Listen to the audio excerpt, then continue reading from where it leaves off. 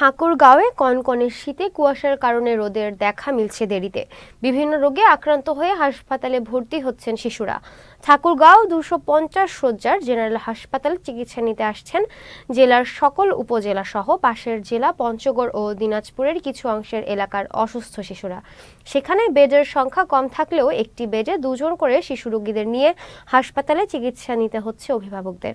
তবে হাসপাতালে শিশু রোগীদের জন্য আরও বেড বাড়ানোর দাবি রোগীর স্বজনদের। এদিকে শীত একটু বেশি হওয়ায় 1 সপ্তাহ ধরে ডায়রিয়া রোগীর সংখ্যা বেড়েছে। এছাড়া নবজাতক শিশুদের ঠান্ডা এবং কাশি নিয়ে ভর্তি করানো হচ্ছে।